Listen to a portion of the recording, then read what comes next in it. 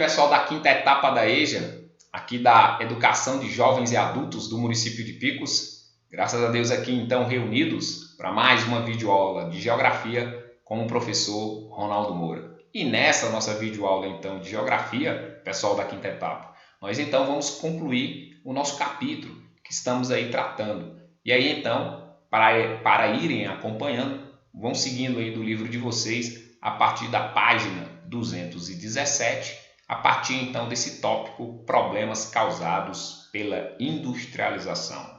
E aí, pessoal, nós podemos dizer que sim, a indústria ainda hoje traz impactos ambientais. Se hoje o clima está muito tenso, né, desregulado, podemos assim dizer, é sim por conta das indústrias, que infelizmente algumas ainda são movidas à queima do carvão.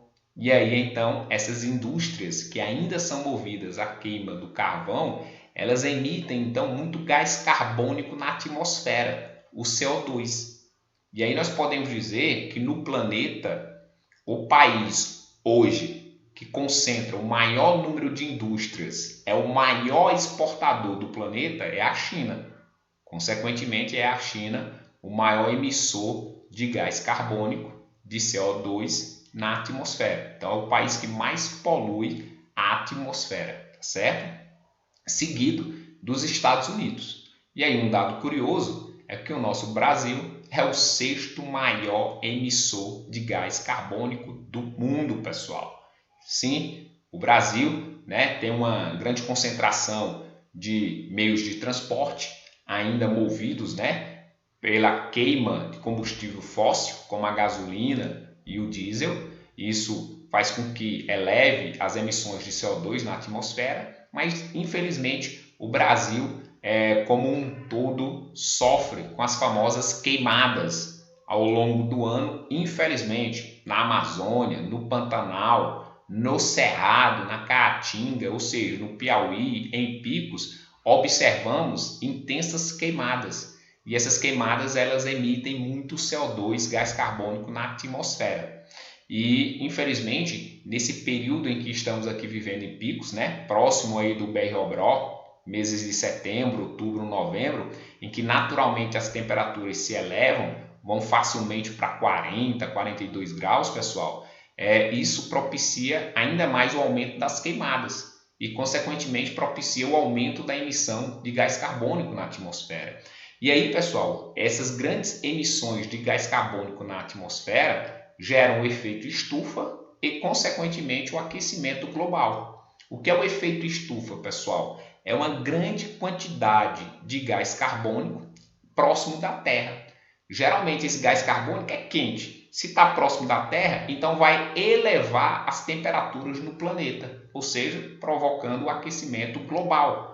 Então, você observa geralmente aí nos jornais, na internet, na TV, por exemplo, aqueles paredões de gelo no Polo Norte ou no Polo Sul vão se degelando, se descolam e vão para o oceano.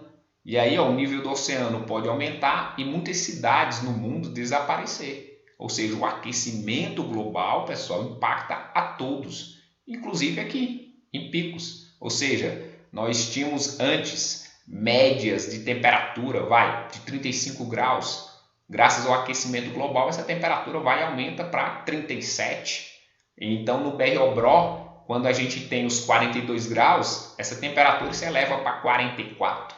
E aí, pessoal, esse aquecimento global não faz sofrer só pessoas lá fora, não. Nós também aqui, na cidade de Picos, onde nós vivemos, que consequentemente no BR-Obró sofremos com calor e graças ao aquecimento global, o efeito estufa, esse calor fica ainda mais intenso. E não é incomum, né? Não é difícil, nesses meses de agosto, setembro, outubro e novembro, aqui em Picos, nos termômetros, marcarem 45 graus, por exemplo.